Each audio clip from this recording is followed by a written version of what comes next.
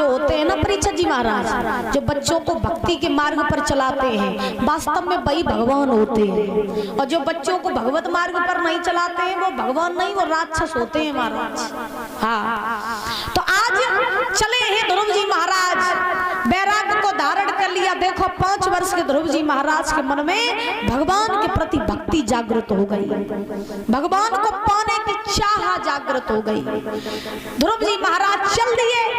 उत्तानपाद को पता चला कि ध्रुव अवध छोड़ के जंगल में जा रहे हैं, तो उत्तानपाद ने ध्रुव से कहा कि ध्रुव तुम ये अवध छोड़ के कहीं मत जाओ, हम तुम्हें ये वचन देते हैं कि हम तुम्हें अपना आधा शासन दे देंगे जिसमें तुम और तुम्हारी माँ आराम से रहना। अब क्या हुआ, ध्रुव जी मन ही मन में सोचने लगे, बारे परमात्मा तुम तो वास्तव में हमें असली बाप निकले। बोले क्यों? बोले अभी तुम तुम्हारे मार्ग पर चले ही थे, चले अभी नहीं, ढंग से कदम उठाया ही था, आधा शासन मिलने लगा, और जब हम तुम्हें पा लेंगे तो पता नहीं क्या क्या मिल जाएगा। यही सत्य बात है। जब हम भगवान के मार्ग के लिए चलते हैं ना तो संसार का सारा सुख हमारे पीछे पीछे आता है, और जितना हम संसार के सुख के पीछे भागते हैं ना उतना ही ये सुख हमसे दूर भागता है। ये सच्चाई है, आपको बता रहे हैं महाराज। तो क्या हुआ कि ध्रुव जी महाराज ने उत्तानपाद से कहा, बोले बाबा तुम्हारा राज्य तुम्हें मुबारक है, तो मेरे प्रभु प्यारे हैं, जिन्हें दाम प्यारे उन्हें दाम दे दो, और मुझे राम प्यारे मुझे राम दे दो। मुझे दाम प्यारे नहीं, मुझे तो मेरे राम प्यारे हैं। हम तो जा रहे हैं। चल दिए ध्रुव जी महाराज। देखो ध्रुव जी ने आधे शासन को ठुकरा दिया, और आज के जमाने में 100 साल को ठुकरा हो गए, बाकी सामने एक तरफ दौलत दी जाए, एक तरफ भगवान बिठा दी जाए, तो जग कहिए दौलत दो दौलत, भगवान को नहीं पाइए दौलत पे गिर पड़े। हाँ, तो ध्रुव जी ने देखो आधा शासन ठुकरा दिया, 5 साल के थे और चल दिए। अब मैया सुनीति टकटकी लगा करके देखती रही पुत्र की तरफ। ध्रुव जी चले, अब छोटे से तो रही, चेहरा सूर्य की तरह चमक मार रहा है। ध्रुव जी जा रहे हैं, जिस रास्ते से जिस गली से ध्रुव गुजर रहे हैं उस रास्ते की स्त्रियां लड़कियां ध्रुव को देख करके मोहित हो रही हैं और कह रही हैं, बहना देख जो लला कितना छोटो है। वो ये लगा जब मैया मरी ताई सुजो ना तो वो घूम रहा हूँ। अब बोली अरे देख ले बेना उमरा को मारो, देख ले बेना उमरा को मारो।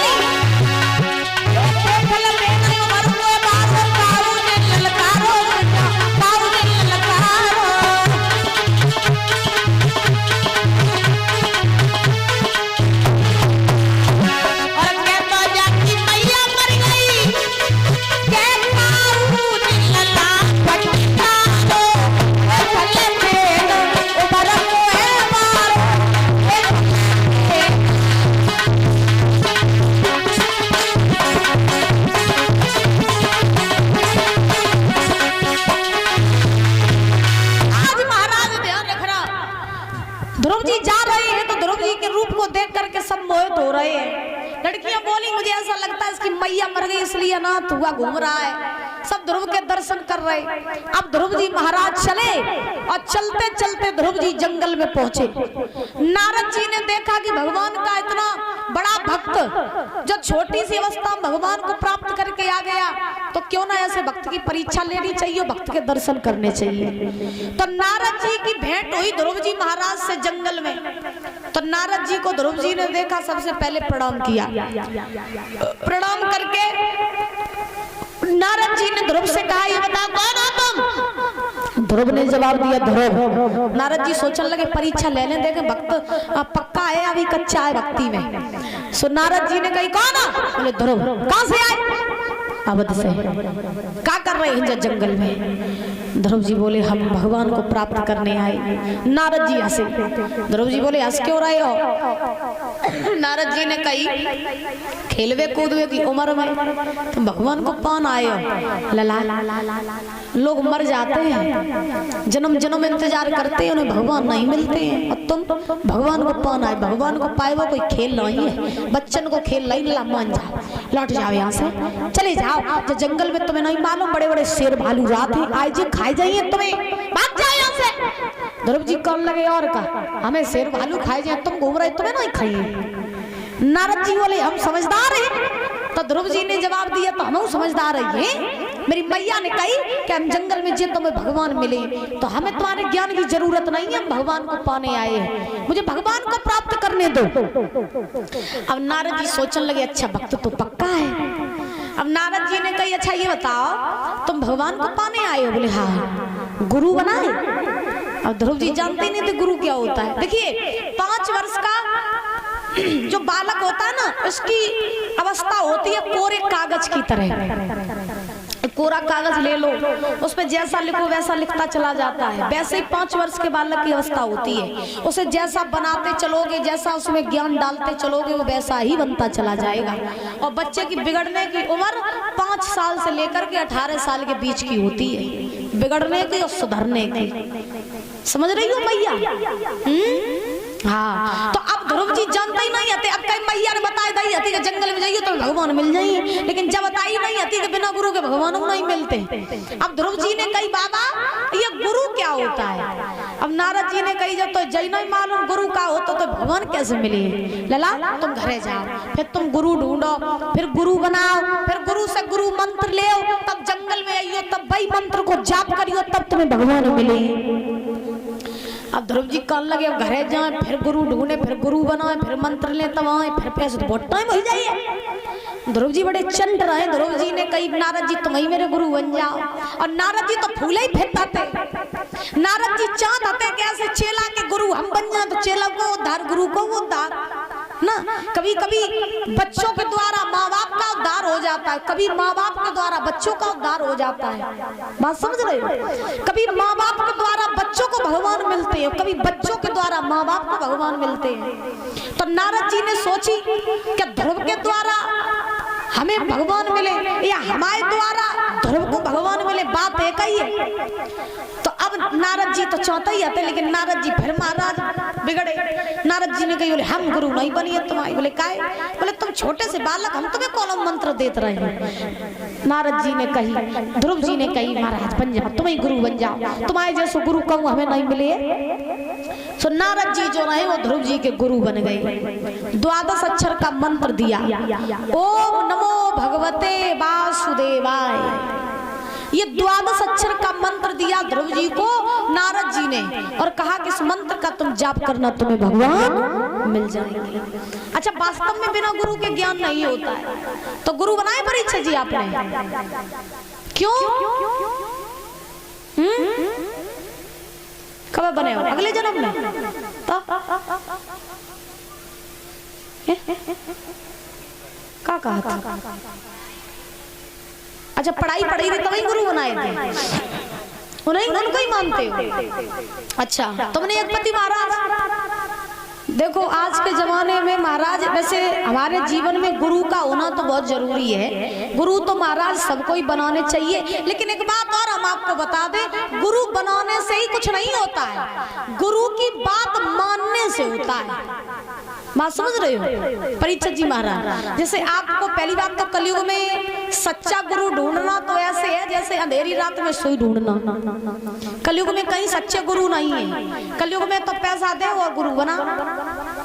गली गली में घन घन में गुरु महाराज बैठे हैं आज की दुनिया में।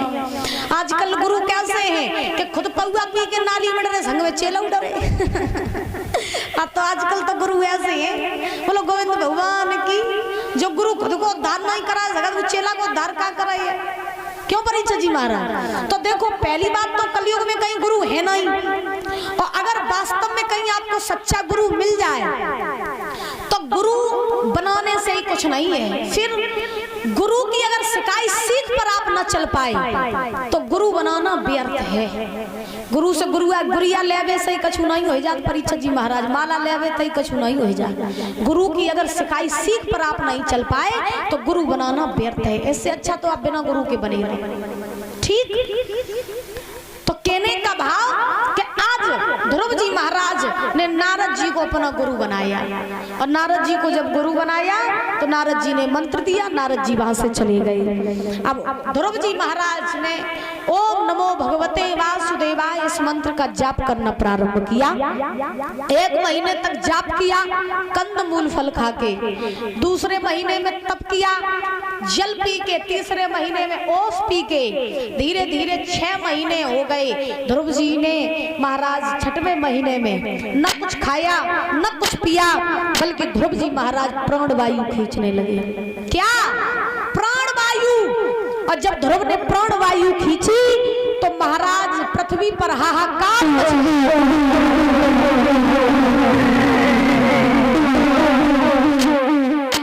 जीव जंतु जितने भी हैं सब मरने लगे, हाथ पैर फड़फड़ा करके सब मर रहे हैं। जब सांस नहीं मिलेगी तो जिंदा कैसे रहेंगे? अब ध्रुव जी प्राण वायु को खींच रहे हैं। दशा ये है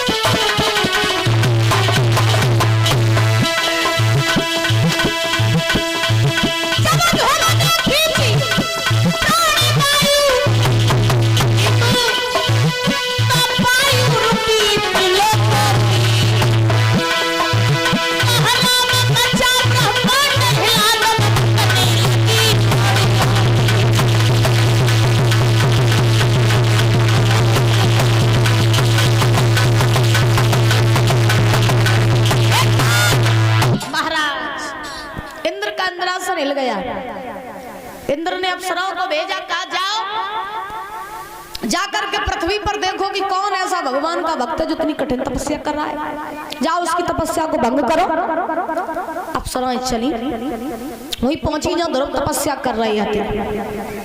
अब ध्रुव जी को देखो, अब ध्रुव जी छोटे से तो रहे, अप्सराएं कहने लगी छोटा पैकेज बड़ा धमाका है तो छोटो लेकिन है बहुत खोटो, और कहीं नहीं जात देखत के छोटे लगे घाव करे गंभीर, जो देखत के छोटे हो तो करे बड़े बड़े घाव कट जात महाराज। अब अप्सराएं कहने लगी है तो बनाए छोटो लेकिन तपस्या देखो कितनी कठिन कर रहा हुआ है। अब अप्सराएं बोली जाके तपस्या धर के तुम हाल भंग कर लियो। बोले कैसे? बोले सुना नाच के और बनाए ले मेरी बहनों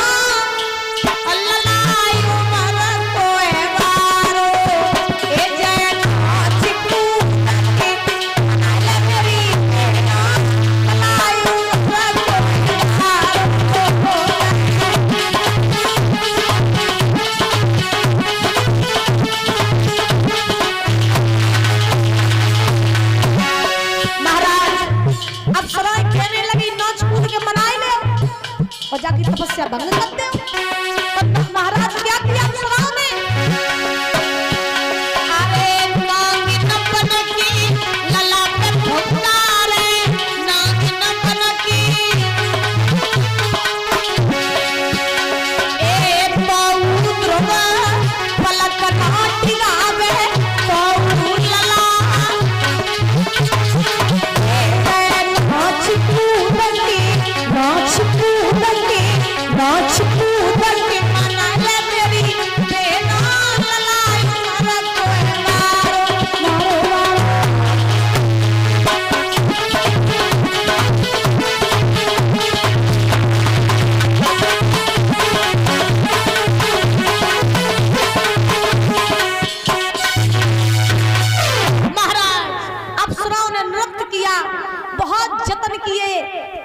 भंग करने के, लेकिन ध्रुव जी महाराज को उनके पथ से वो डिगा नहीं पाए।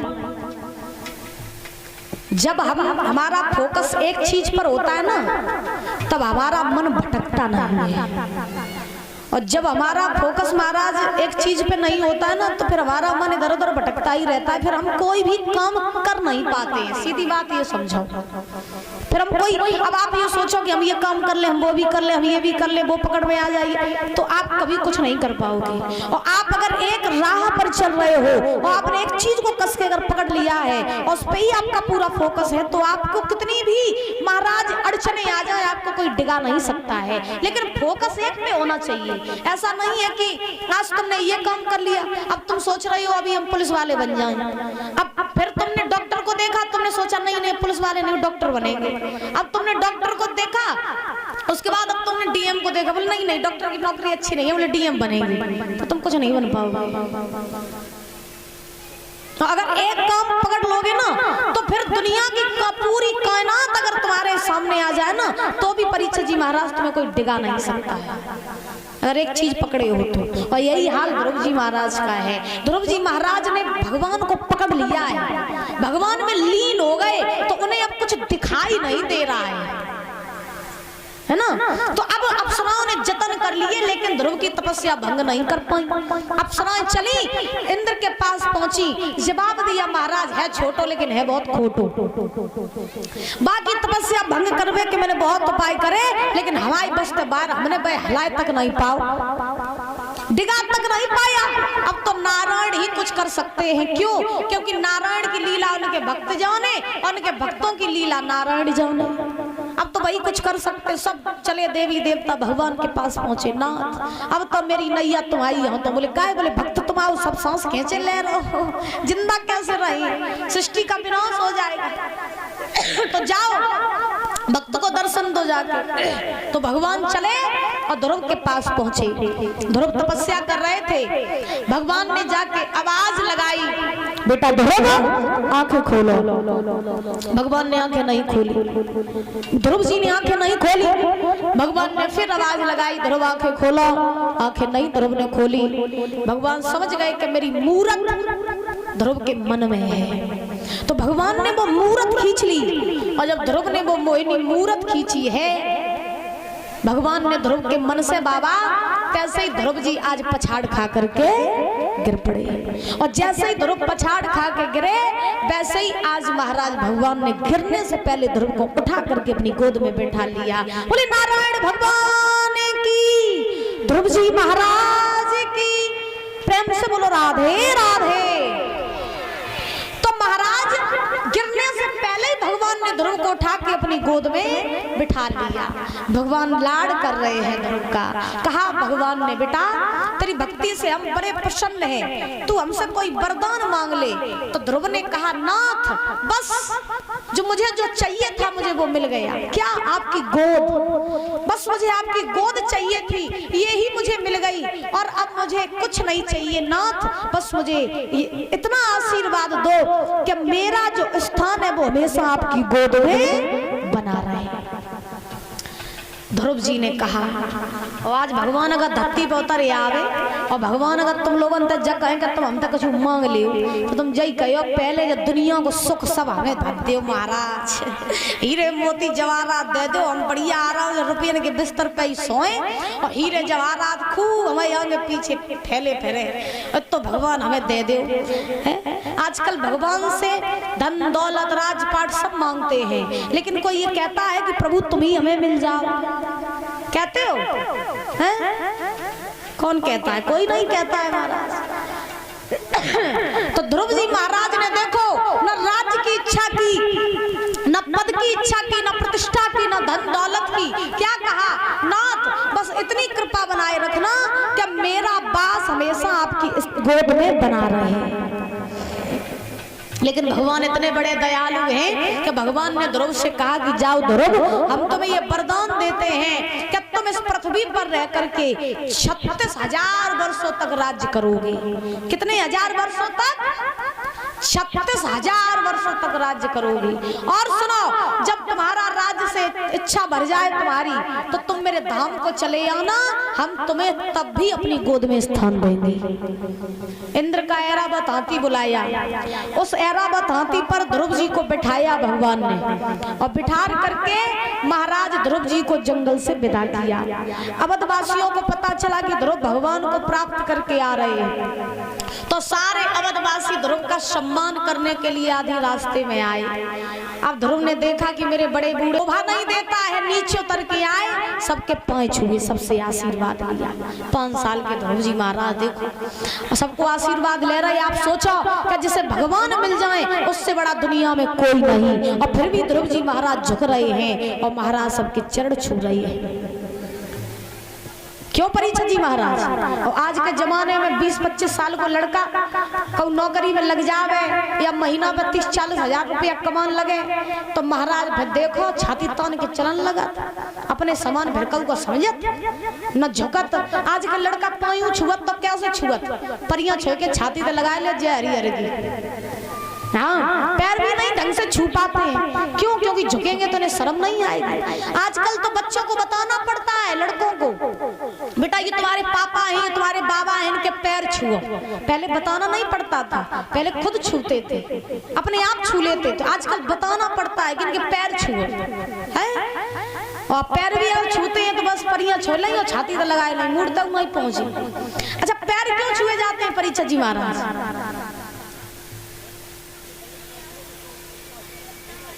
आशीर्वाद को दिए, बड़ा देगा, परियां छुए के आशीर्वाद मिल जाए, बताओ नहीं मिले आशीर्वाद लगे ही नहीं, तो भाई परियां छुए ले, कोई छाती से लगा ले, तुम आशीर्वाद दो, तुम आशीर्वाद लगे ही नहीं। फिर देखिए, पैर छूने के 2 कारण बताए गए हैं। विद्वान कहते हैं कि पैर छूने के पीछे के रहस्य है। रहस्य क्या है? पहला ये कि पैर जब हम किसी के छूते हैं ना, तो बल बुद्धि विद्या आयु बढ़ती है।